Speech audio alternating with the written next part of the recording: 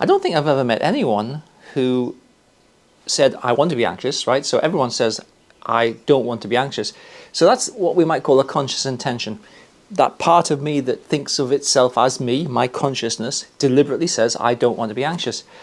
But the vast majority of your brain activity is unconscious. And so I think there's a distinction to be made between conscious intention and unconscious intention. Whatever you practice, you get more of. So you might say, I don't want to be anxious, because you consciously experience the downside of being anxious.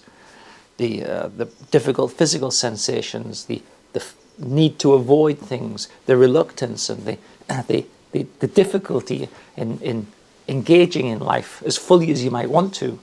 So consciously you recognize the downside of anxiety.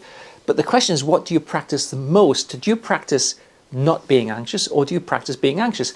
And I know that people take issue with this idea of practice, but whatever you do more of is like practicing. When you speak, you are practicing speaking. And if you speak a lot, you get better at speaking. And if you practice not speaking, then you get better at not speaking. If you practice pushing yourself, you get better at pushing yourself and expanding your comfort zone.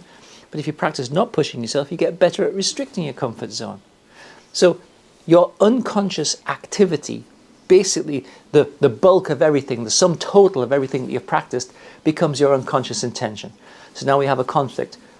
I don't want to be anxious, but I am consistently reinforcing the anxiety process unconsciously.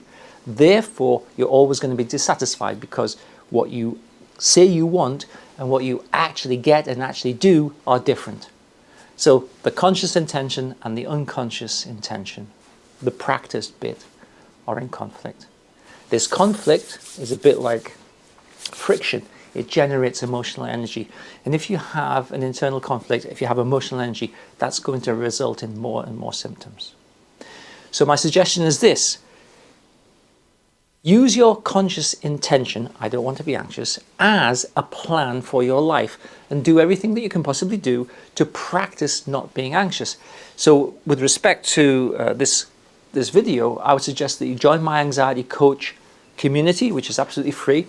You join Anxiety Coach and you are part of a community of like-minded people who are determined to put anxiety behind them. The second thing is that you work through my online program, Anxiety Wizard, which will give you all of the CBT, cognitive behavior therapy tools that you would use to eradicate anxiety. You work through that with the support of the community, and you have everything that you need for your conscious intention of not being anxious to become also your unconscious intention of not living with anxiety. And that means that you're free then to be the person that you want to be. Thanks for taking the time to watch and listen. You'll find the link for Anxiety Coach and the Anxiety Wizard program below this video.